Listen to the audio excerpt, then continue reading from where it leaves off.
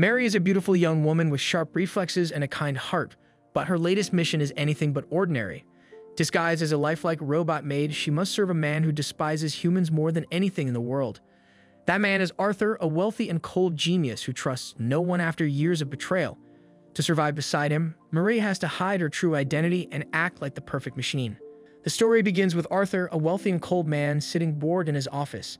He's a man who doesn't trust anyone, especially humans. But then Roy, his loyal assistant, walks in to introduce a new creation, Mary, the latest robot maid model. Arthur's interest immediately sparks. He stands up, inspecting the invention closely. Impressed by the craftsmanship, he praises Roy for creating something so lifelike, but says he still needs to test it himself. Just as he's about to take a closer look, a clock on the wall suddenly explodes, filling the entire office with smoke. Chaos breaks out, people rush around trying to find a fire extinguisher, but Arthur doesn't move. His eyes stay locked on Mary. While everyone panics, she stands perfectly still, showing no reaction at all. That's when Arthur decides, yes, she really is a machine. No human could stay that calm in such a moment. Then, out of nowhere, he turns on one of the nearby maids, accusing her of planting the bomb.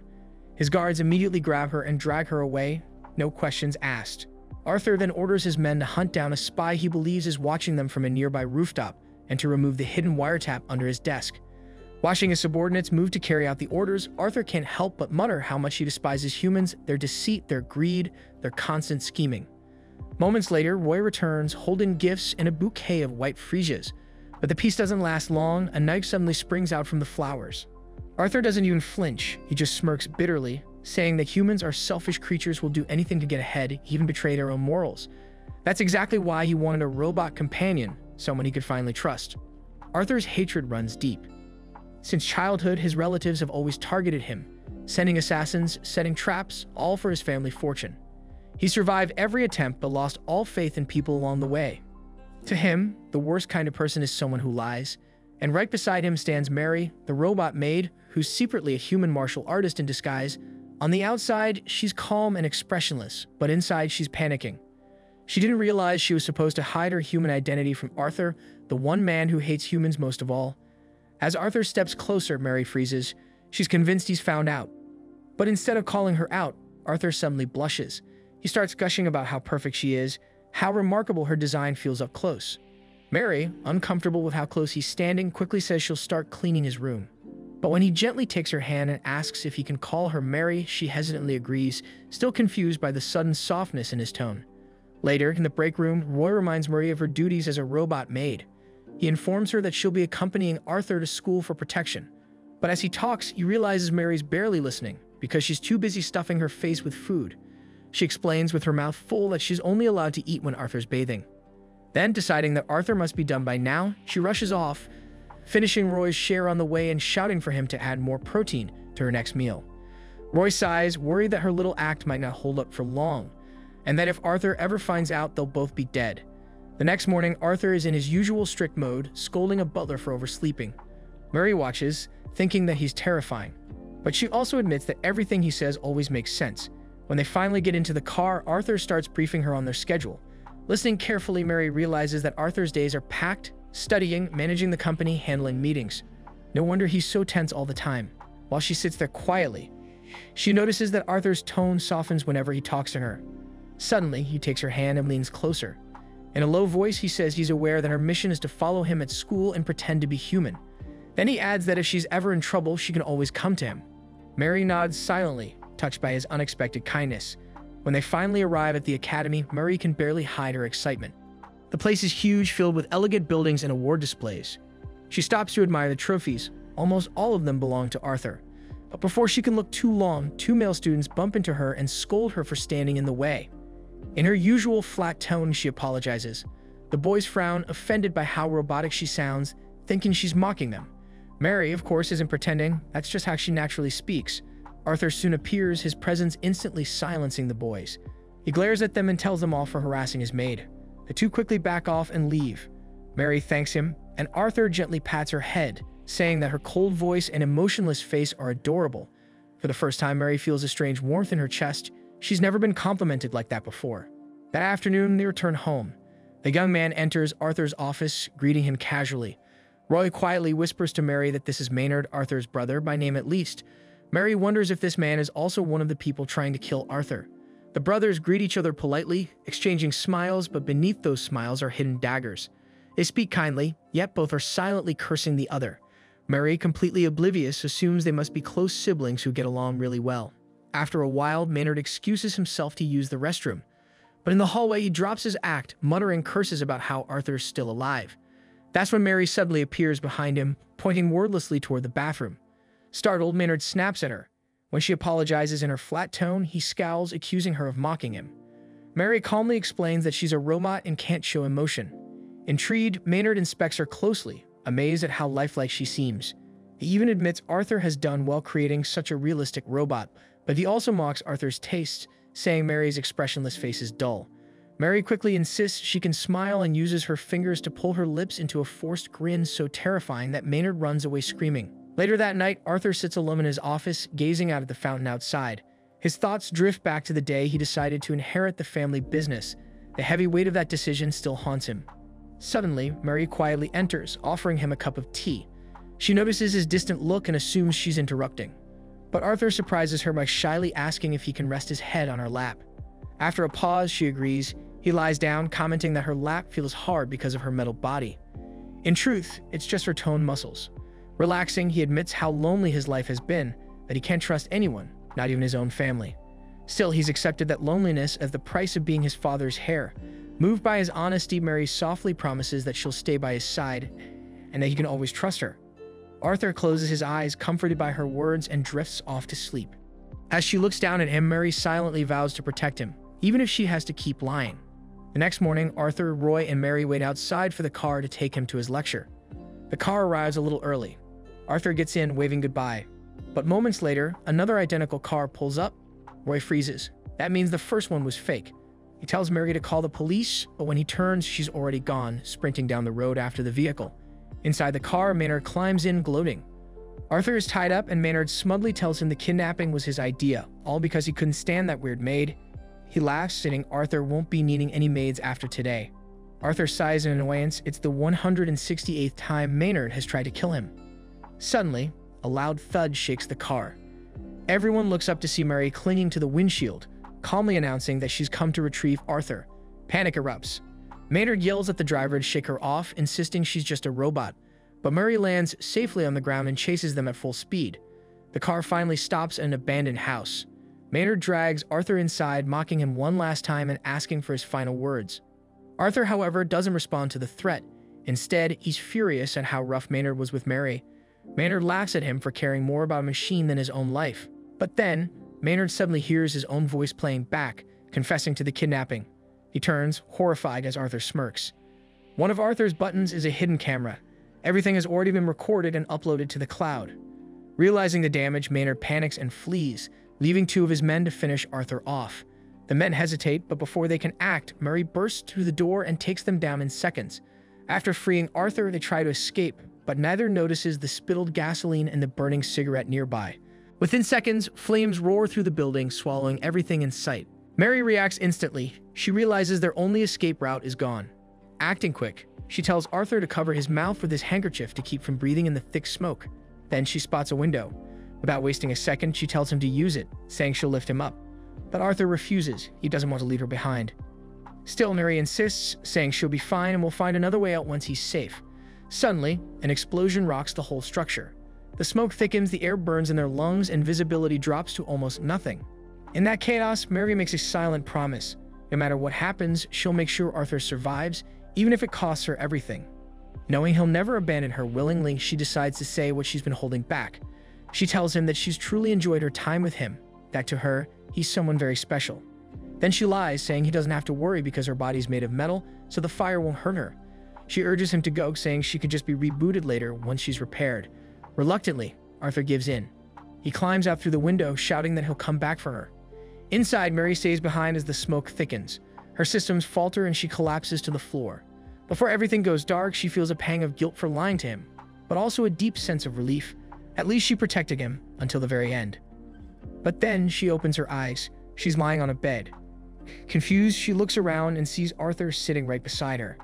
He explains that he called Roy the moment he escaped, and together and managed to save her in time. No reboot needed. Mary feels immense relief, even if her face doesn't show it.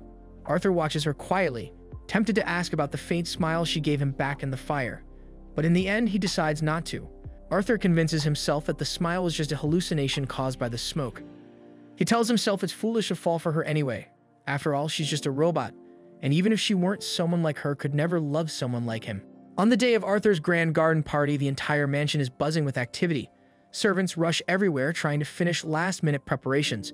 But when Arthur inspects the setup, he finds several things still incomplete, even though the head servant had claimed everything was done. Furious, Arthur scolds him harshly, and since he hates liars, fires the man on the spot. Seeing the tension, Mary quickly jumps in to help. She fetches the missing chairs and organizes everything with perfect timing, earning Arthur's praise. Soon after, guests begin to arrive, their laughter and music filling the garden. Mary looks around in awe. Everyone present is a powerful or well-known figure. Arthur leans toward her and reminds her that this event is crucial. As his father's heir, he can afford even one mistake. Mary nods seriously and promises to watch for any suspicious people. Arthur agrees, but with a playful smirk adds that she has another important mission: to secretly remove all the bell peppers from the dishes because he hates them. Mary accepts the odd task wholeheartedly, but just then, Arthur's aunt, Charlotte, calls out to him.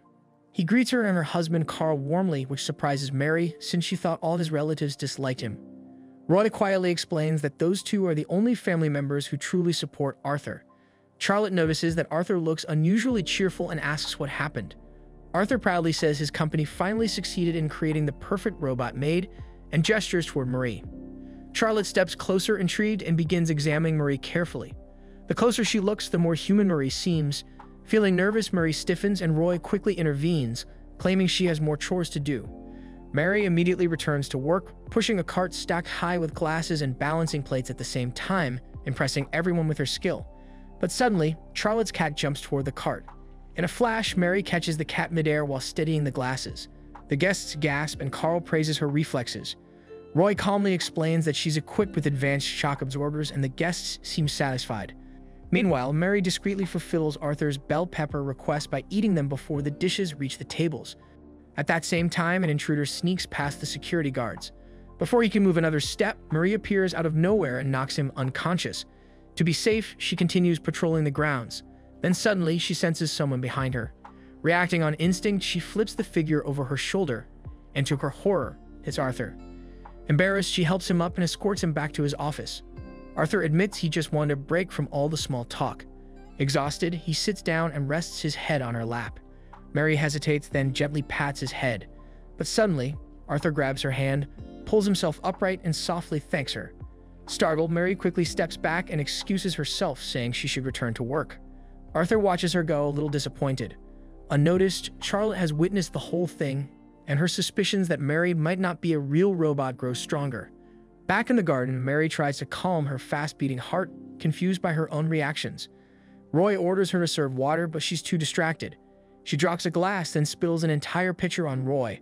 Sighing, he tells her to take a break before she causes real trouble. Feeling embarrassed, Marie wanders to a quiet corner of the estate. But as she turns the corner, she spots a man crouched down, planting something under a bush. Realizing it's a bomb, she lunges forward, smashes the detonator, and kicks the man straight through the bushes and into the middle of the garden. Guests scream in panic as Mary bursts through the greenery, dragging the unconscious man with her. But Arthur steps up immediately, announcing that the man was an intruder who planned to blow up the estate and that Marie saved everyone. The crowd erupts into applause. Carl praises her, while Charlotte quietly remarks that maybe Mary is the one who'll teach Arthur to trust people again. Meanwhile, high above, a furious Maynard, Arthur's rival, watches the celebration from the roof. As he curses Arthur's success, he slips and falls off the building. Later that night, Arthur stands on his balcony, gazing over the glowing garden lights. Marie appears wearing the elegant dress he had chosen for her. He smiles, takes her hand, and invites her to enjoy the rest of the evening. But Mary nervously pulls back and apologizes for almost ruining the party. Arthur shakes his head, saying she worked harder than anyone and even got rid of all the bell peppers just for him. His warm tone makes Mary freeze. For the first time, she feels something stir inside her, a wish to stay by his side forever. Arthur, unaware of her feelings, muses aloud that it must be nice being a robot, no need to eat or sleep. Curious, he asks how she recharges. Panicking, Mary blurts out that she runs on double the batteries. Somehow, Arthur believes her, smiling as he tells her she looks more like a real girl tonight. Then before she can react, he leans in and kisses her forehead. Flustered, Mary shoves him away and runs out, terrified he might have realized she's human. Outside, Roy sees her flee but says nothing, his face clouded with worry. The next morning, Marie steels herself for another day. She tells herself that Arthur probably didn't notice anything last night. When she enters the dining room, Arthur greets her cheerfully, acting as if nothing happened. She stays quiet, unsure how to respond. Then, as a fly buzzes past, both of them reach to catch it at the same time. Their faces end up inches apart. Arthur blushes while Mary stiffly straightens up, pretending to move robotically again. Arthur just laughs quietly, clearly confused by her behavior. Mary quietly notes that Arthur is acting strange today, but he only instructs her to bring coffee to his study. When she does, he keeps watching her closely. Throughout the day, Arthur acts unusually kind, offering to help carry things and even reaching from her hand. Worried he might notice something, Marie decides to behave more like a machine, but her stiff, awkward movements only leave Arthur staring at her in confusion. Later, Roy calls her aside. His face is serious. He tells her that she's being relieved of her duties immediately. He explains that Arthur has been growing suspicious of her since the previous day, and it's only a matter of time before her secret is exposed. Mary freezes, shocked and speechless. Roy gently tells her that he'll still look after her, but she must leave before Arthur discovers the truth. Mary struggles to accept it. She doesn't want to leave because she has grown fond of Arthur. Desperate, she begs Roy to let her stay, promising that she'll be careful not to get caught. But Roy reminds her that Arthur truly likes her, and if he ever finds out she's human, it will destroy him. He also points out that Arthur hates being lied to, and that pretending must be hurting Marie too. She realizes he's right and cannot argue. Roy then explains that he's already arranged for a replacement, a real robot maid. Moments later, the new model, Marie 2, rolls through the halls with smooth mechanical precision until it reaches Arthur's study. It introduces itself as an upgraded version of Mary and immediately shows off its abilities by catching and disposing of a fly in midair. Arthur stares in disbelief as Roy proudly explains that Mary 2 has stronger combat systems and higher efficiency, making her the perfect servant. Meanwhile, the real Marie quietly packs her few belongings. In the study, Arthur tests Marie 2's lap pillow function, which even plays calming background music. At the mansion gates, Roy urges Marie to leave quickly before Arthur notices. She promises to return her uniform after washing it, but Roy tells her to keep it. Still, Mary insists it's a symbol of everything she's losing, a reminder that she never truly belonged by Arthur's side. Just as she's about to leave, Arthur appears, looking confused and angry. He demands to know why she's being replaced. Mary keeps her voice calm and says that since a newer model exists, it's only right for her to step aside. But Arthur doesn't believe her. His frustration grows as he tries to explain that he doesn't want a replacement, he wants her. Before he can say more, Mary 2 suddenly steps forward. Its sensors detect Mary and label her as a threat. Mary shouts for Roy and Arthur to move away as the robot lunges. She blocks the first attack but is thrown back by its overwhelming strength. Realizing she can't win, Mary braces herself for the final strike, but Arthur dives in front of her, taking the hit on his back. Roy shouts in panic. Fueled by fear and anger, Mary gathers all her strength and delivers a powerful kick that splits Mary 2 clean in half. The robot collapses to the ground. Arthur rushes to Mary's side, his voice full of worry. He tells her that he already knows everything. Roy freezes, thinking their secret is exposed, but Arthur completely misunderstands. He believes Mary malfunctioned and that Roy built Mary 2 to replace her. Arthur insists he can cover Mary's repair costs and begs her to stay. Wanting to remain by his side, Mary quickly lies that she's already fixed. Arthur smiles with relief, lifts her into his arms, and asks her to stay with him forever. Mary softly admits she wants that too. For a moment, everything feels peaceful and warm. Later, in the kitchen, Roy thanks Marie for everything she's done. He's happy to see Arthur smile again, something he hasn't done in a long time. Mary promises to keep working hard and to avoid any mistakes that might reveal her secret. Suddenly, a faint mechanical sound fills the room. Mary turns and sees Mary 2 standing there, shining and fully repaired. The robot politely says it has been updated and looks forward to working together. Roy explains that he wants both of them to protect Arthur. Mary 2 nods politely, but Marie can only stare silently, unsure what to feel as she faces the real machine version of herself. A few days later, a group of men disguised as servants secretly meet inside the manor. Their plan? To assassinate Arthur. But before they can act, Mary and her twin Marie 2 catch them red-handed. The men try to run, but Marie 2 quickly throws a net, trapping them all at once. Meanwhile, in another estate, Maynard, Arthur's rival, grits his teeth in anger. He's running out of assassins to send after Arthur and can't believe they keep failing. Back at the manor, Arthur is completely unaware of all this. He's lying down peacefully with his head resting on Mary's lap, mumbling about how unreliable humans are. To him, the only one he can truly depend on is Marie, who he still believes is just a robot. Nearby, Mary 2 is already starting her recharging process. Arthur suddenly remembers that Mary also needs to recharge. Smiling softly, he hands her a double of battery, saying it's her favorite type. Curious, he asks how she recharges and says he'd like to watch. Panic hits Marie immediately because she has no idea how to fake recharge. Desperate, she just pops the battery into her mouth and pretends. Roy, who's watching from the doorway, is sure she's about to blow her cover. But then Arthur smiles and mutters how cute she looks while recharging. Roy sighs, realizing how ridiculously clueless Arthur can be when it comes to Marie. Later, Arthur complains to Roy that security around the manor feels too loose lately. Roy explains it's probably because Arthur keeps firing people on impulse. He suggests that Arthur take a break, reminding him that his father also used to rest from time to time, though he skips the part about his father spending those breaks with women. Arthur actually takes the advice seriously and suddenly turns to Mary, asking if she has a lover mode. Mary freezes completely while both Arthur and Roy wait for her response. Soon after, Mary finds herself out in town with Arthur, pretending to be his lover. It's awkward from the start. She robotically says she loves him, thinking she messed up, but Arthur secretly finds it adorable. He tells her to stop calling him master and use his name instead. It takes a lot of effort, but when she finally manages to call him by his name, his heart practically skips a beat. As they walk together, Mary remembers her teacher's advice that to become strong, one must learn from the strong. She decides that to become a perfect lover, she must learn from real couples. Then she spots one nearby, a girl inviting her boyfriend for tea. Thinking it's a good idea, Mary copies her and invites Arthur to have tea too. They even end up at the same cafe as the couple. Inside, Mary keeps observing them closely. When the girl hugs her boyfriend, Marie decides to imitate it, but ends up squeezing Arthur way too hard, almost crushing him. Once they sit down, she apologizes but continues watching. Then seeing the girl feed her boyfriend a snack, Marie does the same. Arthur blushes but finds her effort cute. He even feeds her back, but since she's a robot, he gives her a battery instead. Everyone around them gasps, thinking it's some weird act of abuse. After leaving the cafe, Mary keeps watching the same couple. She sees the girl give her boyfriend a small gift and reasons that it must be another sign of love. But when the couple kisses, Mary quickly decides that's one thing she definitely shouldn't imitate.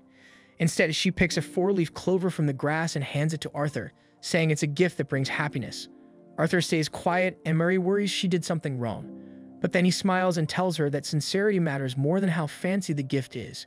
As they walk through the park, Arthur notices many couples holding hands and hesitantly asks if they can do the same. Gently, he shows her how. Mary follows his lead, feeling strange but calm.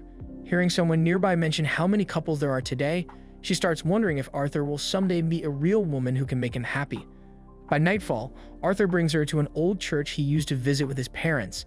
The air feels quiet and nostalgic. Then, out of nowhere, Arthur asks if he can kiss her. Mary freezes. Her face stays blank, but inside her mind is racing. Just as Arthur leans in, she spots something, a projectile flying straight toward them. Without thinking, she grabs Arthur and pulls him out of the way just in time. On the roof, she spots a figure, Noah, a skilled assassin. Arthur tries to follow, but she tells him to stay put and leaps up to confront the intruder. Noah, however, seems more interested in her than in his mission. He casually asks if she's Arthur's girlfriend, but Mary insists she's only his attendant. They fight, and Mary quickly realizes how powerful he is, fast, calm, and precise. When Arthur calls out to her, she turns for a split second, and Noah appears right behind her, saying he likes her before pushing her off the roof. Mary plummets toward the ground, but Arthur catches her just in time. She apologizes for letting Noah escape and blames herself for failing both as protector and lover. But Arthur surprises her by gently kissing her cheek, saying their real kiss can wait until she's in lover mode again. Mary warns that she can't use that mode too often, it drains too much battery. Arthur's smile fades, and he quietly calls Roy to take them home. The next day at school, Mary can't stop thinking about Noah. She swears to herself that next time she'll finish what he started. But her thoughts are cut short when the teacher introduces a new transfer student, none other than Noah himself. Outside, Maynard smirks, hoping Noah will finally succeed this time. Back in class, Noah charms everyone instantly, especially the girls. Mary, however, quickly leaves the room to find Arthur and warn him. But before she gets far, Noah appears beside her and invites her to his welcome party. Mary immediately attacks him, but Noah easily dodges her moves. With a chilling smile, Noah says that people fear her because she shows no emotion. He grabs her face, saying he wants to see it twist with pain, and admits he fell for her the moment they met. Mary breaks free, disgusted. When she demands to know what he's after, he reveals files and photos of her secret past, evidence that should have been erased long ago. He says uncovering her secret was his gift to her. She feels sick at his words. When she asks what he really wants, he simply says to get along. Just then, Arthur arrives, demanding to know what Noah is doing with Mary. Startled, Noah casually says that they were just looking at photos, and Mary, panicking, hurriedly plays along. To make things worse, Noah rests a hand on her shoulder and smugly claims that she must prefer him over Arthur. Arthur's anger explodes and he orders Noah to take his hand off her, declaring that Mary clearly dislikes him. Noah then turns to Mary and asks if that's true, and she quickly explains that she just wants to stay on good terms with him since he holds important information. Hearing that, Noah grins and boldly declares that Mary now belongs to him. Arthur's patience finally snaps and he challenges Noah to a duel with Marie as the prize. However, before they can fight, chaos suddenly erupts as a group of chickens from the research lab come running past them. Seeing a chance, Noah suddenly snaps his fingers, saying he's got a great idea for their duel. Whoever catches the most escaped chickens wins. Arthur agrees right away, and the contest begins. Arthur catches one almost instantly. A few girls nearby see it and start whispering about how cool and skilled he looks. But Arthur doesn't care about the attention at all. He just says that animals are way more trustworthy than humans. Hearing that, Mary starts to worry quietly, wondering just how deep his distrust for people really goes. After gently putting the chicken into a cart that already has two others, Arthur turns to Mary. When she offers to help, he simply tells her to let him protect her this time. The girls watching them from afar practically melt at how caring he sounds and how gentle he is with her. Then a panicked chicken clucks nearby and Arthur immediately runs off to catch it. Meanwhile, Noah takes a very different approach. Instead of running around by himself, he starts asking other students to help him find and catch the rest. Mary yells that he's cheating, but Noah just shrugs it off and reminds everyone that they never actually made any rules against asking for help. Before long, he spots 3 chickens hiding together. At the moment he gets close, they scatter in every direction. Watching this, Mary can't help but think that even the animals can sense just how unstable Noah really is, no matter how charming he pretends to be. Then Noah pulls out one of his assassin tools, yeah, seriously, and manages to catch all 3 chickens in one smooth move, tying Arthur's score. Right after that, the student runs up and says there's another chicken in the garden near the cafeteria. Noah rushes there, but when he arrives, Arthur's already chasing the same chicken. The tension between them is so intense that even the chicken freaks out and dashes into a thick bush where it's almost impossible to see. Arthur loses sight of it, but Noah spots it right away with his sharp eyes and takes off running. Arthur follows close behind. He's not about to lose now. Mary, watching from a distance, starts to panic. She doesn't want Arthur to fall behind, so she climbs up a tree to get a better view. From up there, she starts shouting directions to help him. But just as she points out the chicken's hiding spot, snap, the branch breaks and she falls straight into the lake below. Arthur doesn't even hesitate. He forgets about the chicken and dives right in after her. Noah pauses for a moment, looking between the chicken and where Arthur ran, clearly torn. Under the water, Mary sinks helplessly until Arthur reaches her and pulls her back to shore. He lays her gently on the grass, panicking and calling out that he'll get Roy to repair her right away. Even though her eyes are closed, Mary can hear how terrified he sounds and feel his hands shaking. She feels guilty for being careless, but deeply touched by how much he cares. Then one of Arthur's tears falls on her cheek, and she opens her eyes, softly telling him that she's fine. At that exact moment, someone announces that Noah caught the final chicken. He walks over, holding it in his arms. But instead of bragging, he surprises everyone. He says Arthur is the real winner because he gave up the contest to save what truly mattered to him. With that, Noah walks away and Arthur and Mary quietly return to the manor. Roy scolds Marie for being reckless, but in the end, it's Arthur who collapses and falls ill instead. That marks the end of today's Animerecap. If you enjoyed the video and want more of it, please support the channel by leaving a like and subscribe. Let's help us reach a current goal of 10K subscribers.